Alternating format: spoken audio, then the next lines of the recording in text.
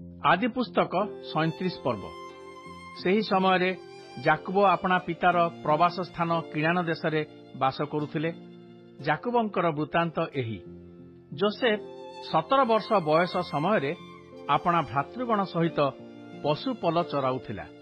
से अपना पितृभाज्या बिल्हा और शिल्पार पुत्र मानकर संगी बालक थिला। पुणी जोसेफ सेही भाई मानकर कुव्यवहार वार्ता पिता निकट को आणुथाए। सेही जोसेफ इस्राएल वृद्धावस्थार संतान हेबा सकाशु इस्राएल समस्त पुत्र ठारू ताकू अधिक स्नेह करे आउ ताकू नाना वर्णर एक अंगरखा प्रस्तुत करी देइथिले। मात्र पिता समस्त पुत्र अपेक्षा जोसेफ को अधिक स्नेह करिवार देखि ताहार भाई माने ताकू घृणा कले और ताहा प्रति प्रेमर कथा कहि पारिले नाही। अनंतर जोसेफ गोटे स्वप्न देखि अपना भाई मान को कहिला। एथिरे सेमाने ताकू आहुरी अधिक घृणा कले, कारण से सेमान को कहिला, मु जो स्वप्न देखि अछि निवेदन करूअछि ताहा सुन। देख, आम्भे माने खेतरे बिड़ा बांधुथिलु, तहिरे देख मोहर बिड़ा उठी छिड़ा हैला। पुणी देख तुम मानकर बिड़ा सबु मो बिड़ा को चारिआडे घेरी प्रणाम कले। एथिरे ताहार भाई माने ताकू कहिले, तू कि सते आम्भ मानकर राजा हेबु? तू कि सते आम्भ मानक उपरे कर्तृत्व करिबु?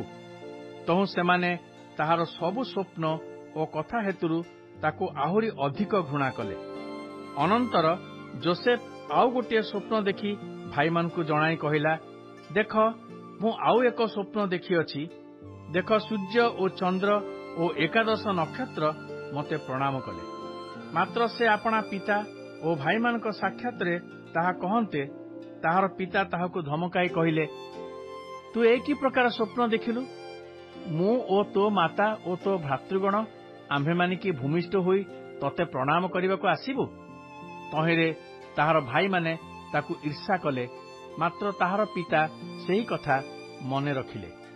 तदनंतर ताहार भ्रातृगण पितार पशुपल चराइबा पई सिखिम को गला उतारे इस्राएल जोसेफ को कहिले, तुम्हर भ्रातृगण की सिखिमरे पशुपल चराउ नाहांती? आस मु तुम्भकु सेमानक निकट को पठाइबी। तहिरे से कहिला, देखंतु मु उपस्थित अछि। सेतेबेले इस्राएल ताहाकु कहिले, तुम्भे जाई तुम्हर भ्रातृगण और पशुपल भल अछंती कि नाही ताहा देखि मो निकट को संवाद आण। एही रूपे से हिब्रोनर तलभूमिरु जोसेफ को पठान्ते से सिखिमरे उपस्थित हैला। सेतेबेले जणे मनुष्य जोसेफ को खेतरे एणे तेणे भ्रमण करिवार देखि पचारिला, तुमे कौन खोजु अछ? से कहिला, मो भाई मान को खोजु अछि। सेमाने केउठारे पशुपल चराउ अछंती, अनुग्रह करी मते कुह। से मनुष्य कहिला, सेमाने एठारु जाइछंती, कारण मु सुनिथिली सेमाने दोथन को जीवे बोली कहुथिले। एणु जोसेफ अपना भाई मानक पछे पछे जाई दोथन रे सेमानकर देखा पाइला। सेमाने ताहाकू दूररु देखिले। पुणी से सेमानक निकटरे पहुंचीबा पूर्वे सेमाने ताकू बद्ध करिबा पई मंत्रणा कले।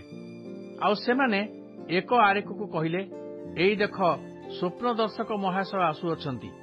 आस आम्भे माने ताकू बद्ध करी कोनोसी एक गातरे पकाई दउ। पुणी कोनोसी हिंसक जंतु ताकू खाई पकाइला बोली कहिबा। अच्छा देखिबा तार स्वप्न सबुरु कौन हबो।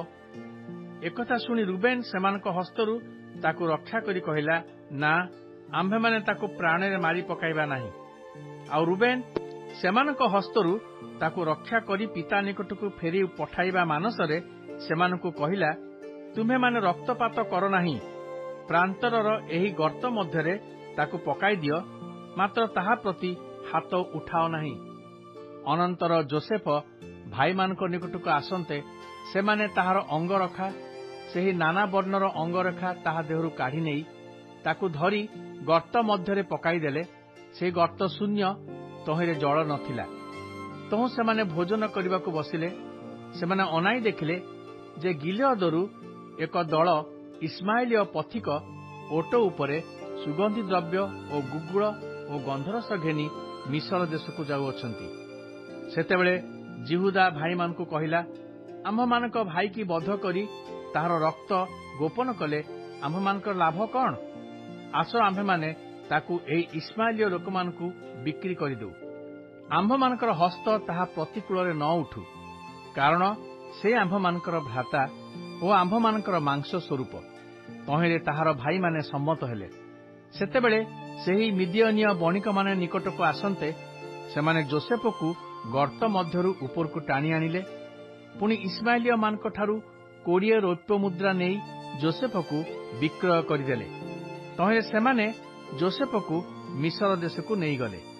ଅନନ୍ତର ରୁବେନ ଗର୍ତ୍ତ ନିକଟକୁ ଫେରିଯାଇ ଯୋସେଫ ଗର୍ତ୍ତ ଭିତରେ ନାହିଁ ଏହା ଦେଖି ଆପଣା ବସ୍ତ୍ର ଚିରିଲା। ପୁଣି ଭାଇମାନଙ୍କ ନିକଟକୁ ଫେରିଆସି କହିଲା, ବାଳକଟି ନାହିଁ, ଆଉ ମୁଁ କେଉଁଠାକୁ ଯିବି? ଅନନ୍ତର ସେମାନେ ଯୋସେଫର ଅଙ୍ଗରଖା ଘେନି ଗୋଟିଏ ଛାଗ ମାରି ତାହାର ରକ୍ତରେ ତାହା ଡୁବାଇଲେ।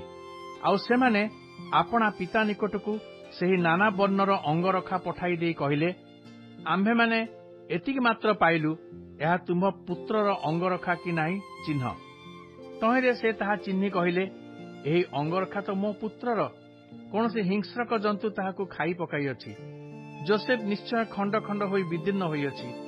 ତେଣୁ ଯାକୋବ ଆପଣା ବସ୍ତ୍ର ଚିରି କଟି ଦେଶରେ ଅଖା ପିନ୍ଧି ପୁତ୍ର ନିମନ୍ତେ ଅନେକ ଦିନ ପର୍ଯ୍ୟନ୍ତ ଶୋକ କଲେ। ଅନନ୍ତର ତାଙ୍କର ସମସ୍ତ ପୁତ୍ର ଓ ସମସ୍ତ କନ୍ୟା ଉଠି ତାଙ୍କୁ ସାନ୍ତ୍ୱନା କରିବାକୁ ଯତ୍ନ କଲେ, ମାତ୍ର ସେ ମାନିଲେ ନାହିଁ।